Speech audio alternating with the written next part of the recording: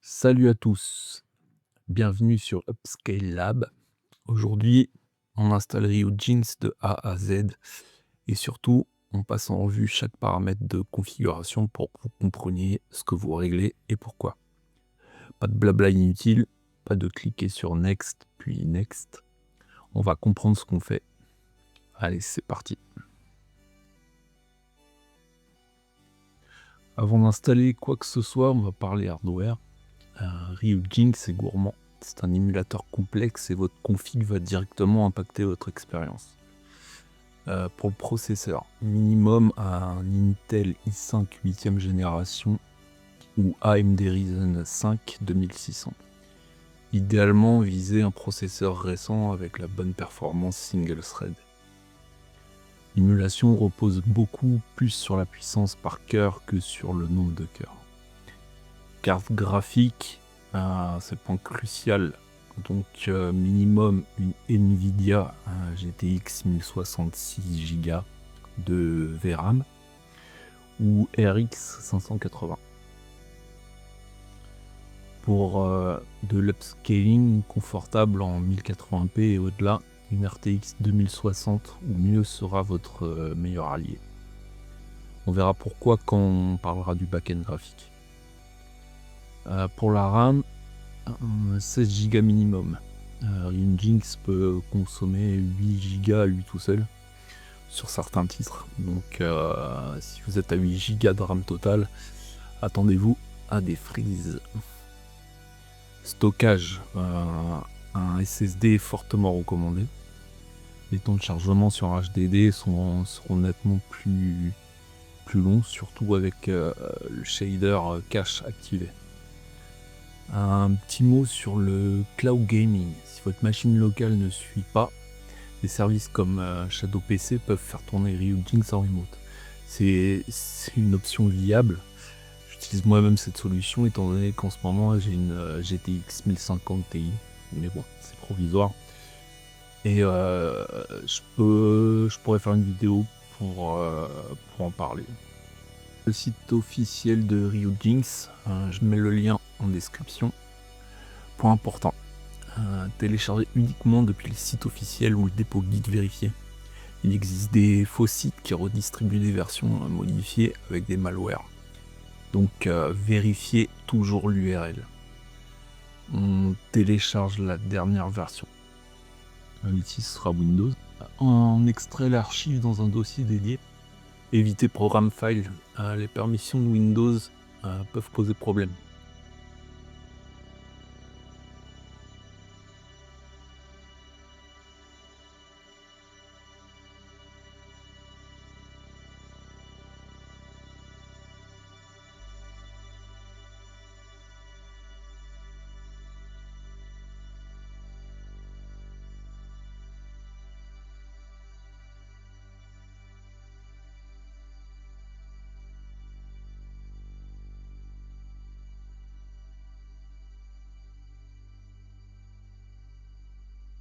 Créer un dossier simple. Par exemple, ici, on va le créer à la racine du disque C et dans un dossier émulation.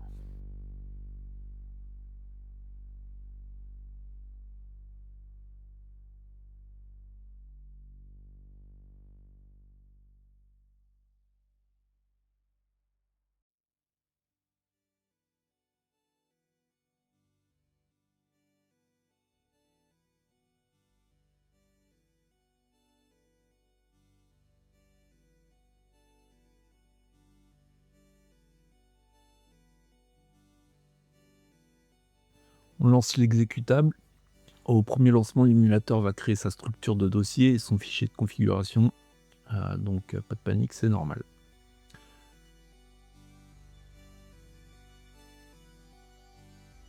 Voilà l'interface.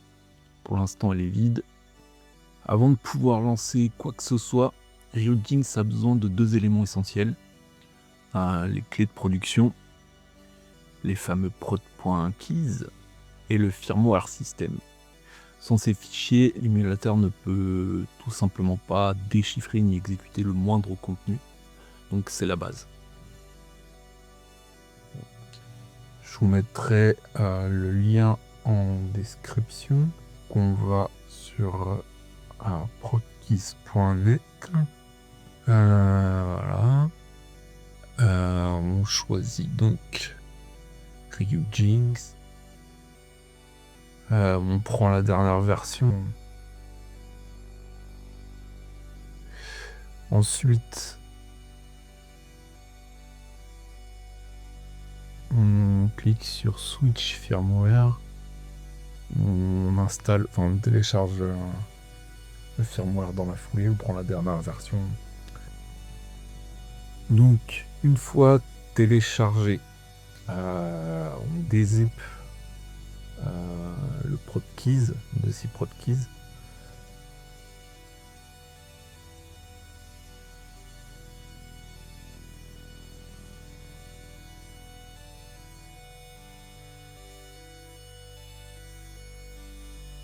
On vient sur notre interface Nginx.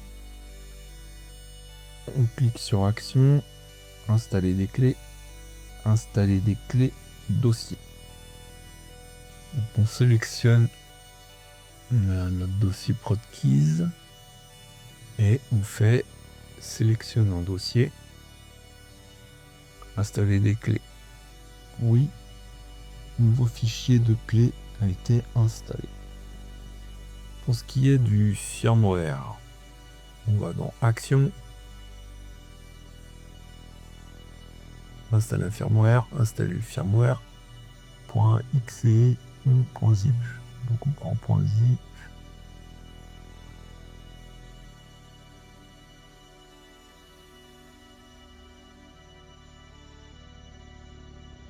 Installer le firmware, donc oui.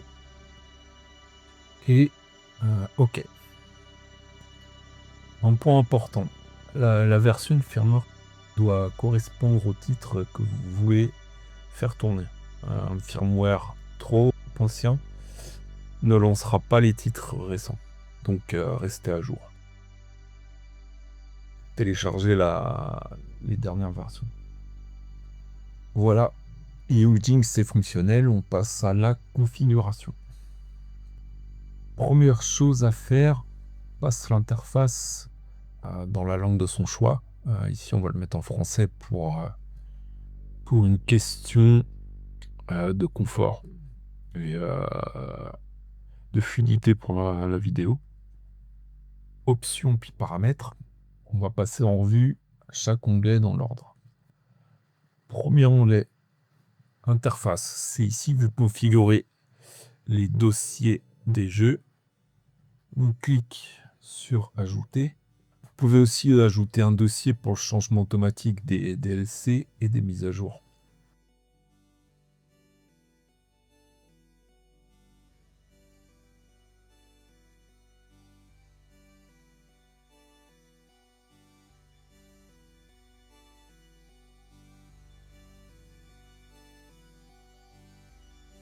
Confirmer l'arrêt du jeu, laisser cocher, ça évite de fermer un titre par erreur.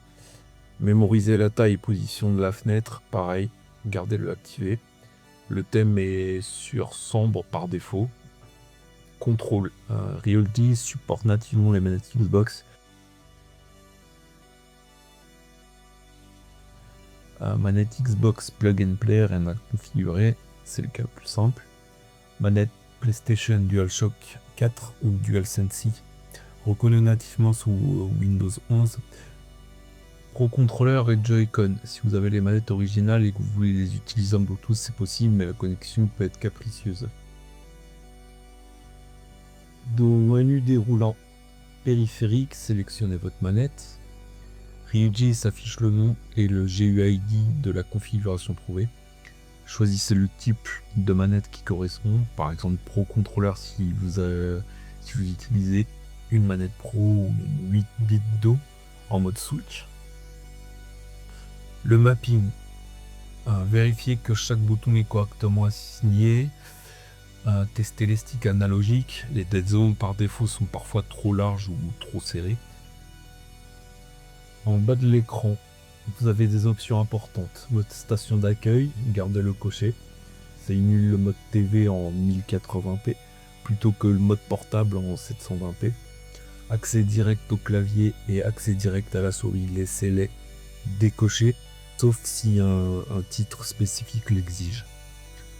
Motion Control, si votre manette le supporte, DualSense Pro Controller, vous pouvez activer le gyroscope.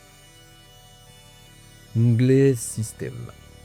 Paramètres généraux, région du système sur Europe, langue du système sur français, ça influence l'affichage dans certains titres.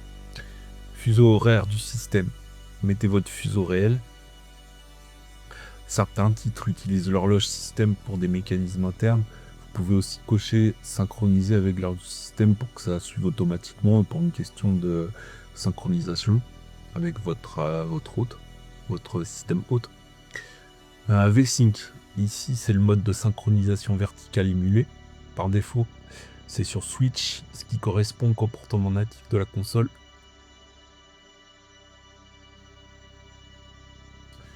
Vérification de l'intégrité du système de fichiers. Gardez activé, ça vérifie que vos fichiers ne sont pas corrompus. En dessous, la section hack, comme son nom l'indique, ce sont des réglages expérimentaux qui peuvent causer des instabilités. L'émulateur, d'ailleurs, vous prévient. Taille de la DRAM, par défaut à 6 Go, c'est la quantité de mémoire émulée.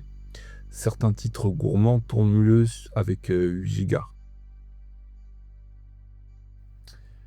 Laissez sur 6 pour commencer, puis régler selon votre configuration. Ignorez les services manquants, gardez coché, ça empêche les crashs. Quand un titre appelle un service système non implémenté, c'est activé par défaut et c'est le bon choix. Onglet processeur, c'est ici que ça devient intéressant. Cache processeur, PPTC.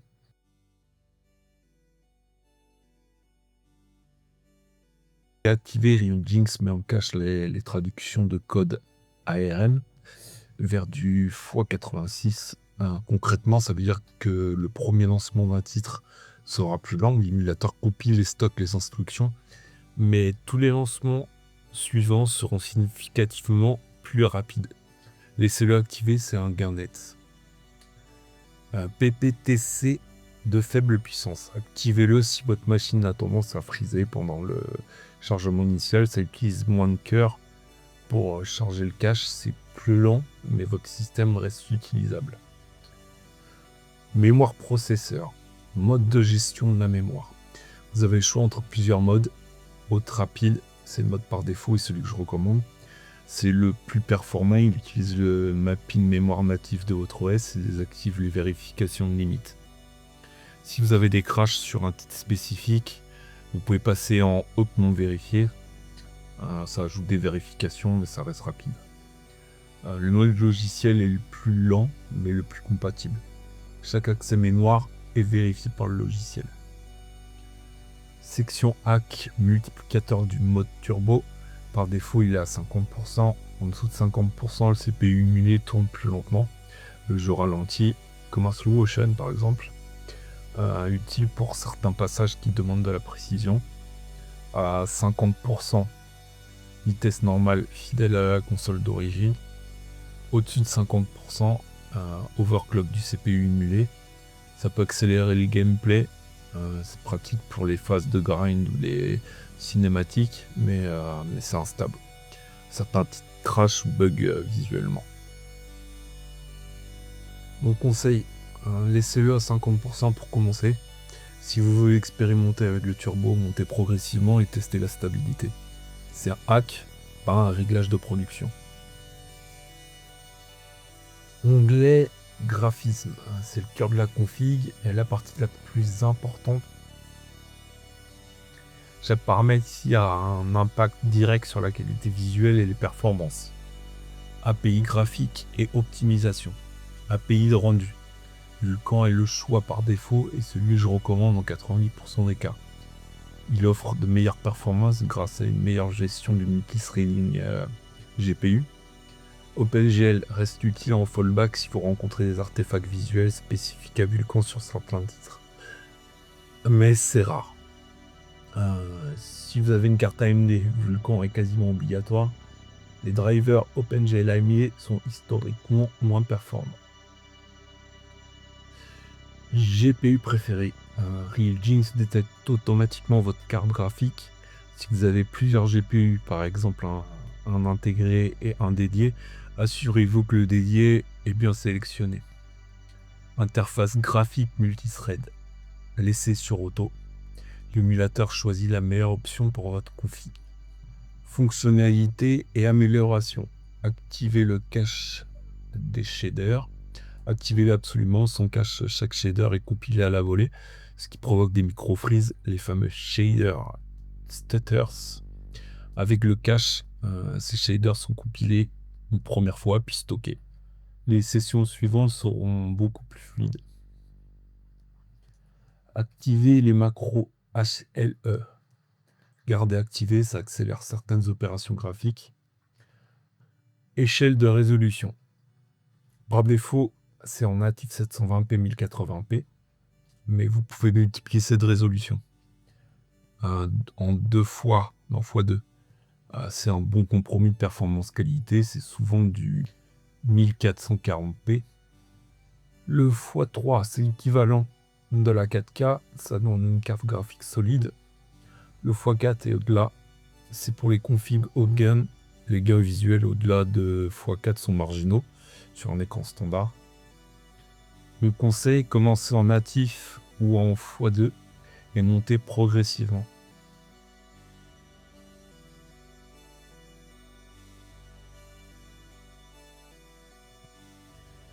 Anti-crénelage. Si vous montez la résolution, vous pouvez le laisser sur aucun. Upscaling fait déjà le travail. Sinon, le SMAA est un bon choix. Il glisse les bords sans trop impacter les perfs. Le FXAA est plus léger mais plus flou. Filtrage anisotrope contrôle la netteté des textures vues en angle. Mettez-le au max x16. L'impact sur les performances est quasi nul, mais le gain visuel est net, surtout sur les sols et surfaces inclinées. Format d'affichage par défaut, c'est du 16/9. Si vous avez un écran ultra wide 21/9, vous pouvez l'ajuster, mais attention, certains titres ne gèrent pas bien le changement de ratio. Dernier onglet qu'on couvre aujourd'hui, l'audio. Bibliothèque audio SDL2 est sectionné par défaut et c'est le meilleur choix. Latence plus faible et meilleure compatibilité. Si vous avez des grésillements, tentez OpenAL. Volume à 100 par défaut, ajustez selon votre préférence. C'est tout pour l'audio, c'est la section la plus simple. Maintenant que tout est configuré, quelques astuces pour tirer le meilleur de votre setup. Le plomb d'alimentation Windows, si vous êtes sur un PC portable ou un PC fixe en mode équilibré, passez en performance EUV dans les options d'alimentation. Ça empêche Windows de brider votre CPU. Driver GPU à jour. Ça paraît basique comme ça, mais les drivers récents incluent souvent des optimisations spécifiques pour Vulkan. Mettez-les à jour régulièrement. Fermez les applications en arrière-plan.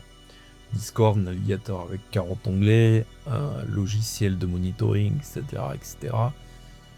Chaque application consomme de la RAM et du CPU. Si vous êtes au bord des performances, ça peut faire la différence. Les modes graphiques. Ajuster la résolution de certains titres au-delà de ce que les paramètres de base permettent. Voilà. Votre RealGeans est prêt et optimisé. Si vous avez des questions sur un paramètre spécifique, posez-les en commentaire. Je réponds à tout le monde. Si cette vidéo vous a été utile, un petit pouce bleu et un abonnement, ça aide énormément une toute nouvelle chaîne. Dites-moi en commentaire quel tuto ou vidéo vous aimeriez voir sur la chaîne. Je construis le contenu avec vous. Merci de nous avoir regardé et à très vite